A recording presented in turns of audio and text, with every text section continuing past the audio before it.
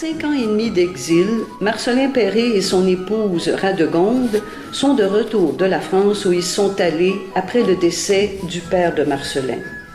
C'est lors de ce séjour que Marcellin Péré apprend les rudiments du notariat afin de régler les affaires de son père.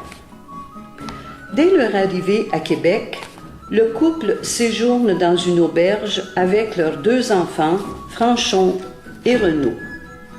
C'est là qu'ils rencontrent le seigneur Jarret de Verchères, venu pour participer à une rencontre des 20 principaux habitants du pays. À la demande de Monseigneur de Laval et du gouverneur de Frontenac, ils sont invités à se prononcer sur la traite d'eau-de-vie avec les sauvages. Lors de leur premier déjeuner, sieur Jarret, s'informant de leur voyage, demande à Marcellin Péré où il comptait s'installer.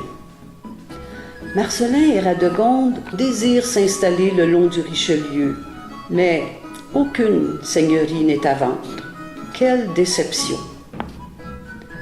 Péré dit « Nous voulions acheter une seigneurie, mais il n'y en a pas à vendre à moins d'être situé à des lieues de Québec ou de Ville-Marie. » Sieur Jarret, compatissant, lui dit « Pourquoi ne pas venir à Verchères? Je pourrais vous céder une bonne terre à la limite de ma seigneurie et convaincre mon voisin, sieur de Varennes, d'en faire autant à la limite de la sienne. Vous auriez là pratiquement un domaine où vous pourriez construire un manoir. » Une semaine après leur arrivée, Marcellin et sa famille partaient pour Verchères avec armes et bagages. Une autre tranche de vie les attendait sur les bords du fleuve, en ce si beau coin de pays qu'est Verchères. Le sieur de Verchères les accueillit tout bonnement à son manoir, le temps de faire construire le leur. Sieur Jarret propose à Marcellin d'exercer sa profession de notaire pour la seigneurie de Verchères, de Varennes et peut-être de Contrecoeur et Saint-Ours.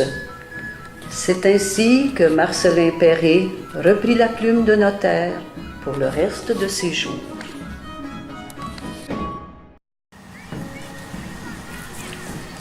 Ah, mon cher ami Péré, ça va bien? Oui, très bien. Très bien. Péré, je suis allé à Québec pour prêter foi et hommage pour ma seigneurie et j'en reviens avec une mission précise. L'intendant Talon me demande quand pourrons-nous compter avoir aveu et dénombrement de nos terres. Pris de court, je lui répondis aussitôt mon retour et dès que le temps le permettra, j'y mettrai mon notaire. Et c'est là que vous entrez en cause, mon cher Péré.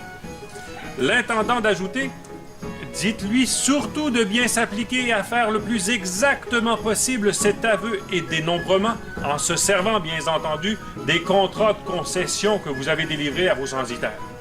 Il nous a bien mis en garde de ne pas se fier pour les mesures à ce que les gens vont vous dire. Et vous en profiterez très bien pour vérifier toutes les bornes.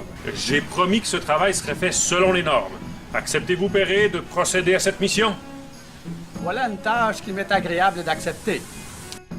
Il me faut, avant l'automne, l'aveu et le dénombrement de toutes les terres de la seigneurie, avec le nombre d'arpents en culture, les bâtiments qui s'y trouvent et leurs mesures. Ayant les chiffres en main, vous pourrez également réclamer à chacun les 100 errantes de l'année. Dès les premiers beaux jours du printemps, je ferai le tour de toute la seigneurie pour la décrire le mieux que faire se peut. Dimensions et possessions. Et justifier au nom du seigneur Jarret les sommes exigées pour les sens errants.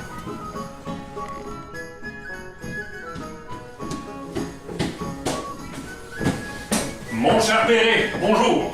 Bonjour, mon sieur. J'aimerais vous soumettre la déclaration que j'ai rédigée pour votre seigneurie suite à notre rencontre de ce printemps. Ceci vous conviendrait-il? Absolument. Vous plaît-il d'en faire la lecture? S'il vous plaît. Par devant Marcellin Péré, notaire en la seigneurie de Verchères, est comparu François Jarret de Verchères, seigneur du lieu, lequel, après avoir prêté foi et hommage pour sa seigneurie, fait procéder à l'aveu et dénombrement de cette dite seigneurie qui lui a été concédée le 29 octobre 1672, faisant une demi-lieue de front sur le fleuve Saint-Laurent pour 2 lieues de profondeur, sise à mi-chemin du côté est, les terres de la seigneurie de Contrecoeur et du côté ouest, celles de la seigneurie du sieur Gauthier de Varennes. Le domaine du sieur Jarret consiste en 8 arpents de front sur le dit fleuve Saint-Laurent, sur 2 lieues de profondeur, sur lequel sont construits son manoir, consistant en une grande maison de maçonnerie, grange, étable, cour et jardin, garni de bestiaux, dont 25 arpents en labour de charrue et autres en bois abattus. Très bien. Merci. Pour ce qui est des 11 autres familles établies dans votre seigneurie de Chères que j'ai listées, je peux vous assurer de leur plus grande courtoisie et de leur plus cher désir de vous rencontrer à la Saint-Martin pour vous remettre les sens et rentes de l'année. Allant de l'Est, Pierre Boisseau, 35 ans, et sa dame Anne Faubert, avec 6 enfants, un fusil, 10 bêtes à cordes et 9 arpents en valeur. Nous avons Jean Plouffe, 38 ans, avec Madeleine Guibeuf, 26 ans, 2 enfants, 4 bêtes à cordes et 5 arpents en valeur. Jean-Charlot dit Desmoulins, 40 ans, avec Jeanne Mention, 32 ans. Ils ont 5 enfants, un fusil, 2 bêtes à cordes et 3 arpents en valeur. Tout à côté, Toussaint-Lucas dit Lagarde, 36 ans, avec Marguerite Charpentier, 70 ans, 2 fusils, 2 bêtes à cordes et 12 arpents en valeur. Ensuite, Mathieu Binet dit l'Espérance, 36 ans, avec sa dame Anne Leroy, 32 ans. Ils ont 3 enfants, un fusil, 5 bêtes à cordes et 15 arpents en valeur. Et finalement, Adrien Ponce dit Laquille, qui a 4 arpents en valeur. Et voici votre richesse, et parmi lesquelles il y avait 8 filles du roi. Les filles du roi.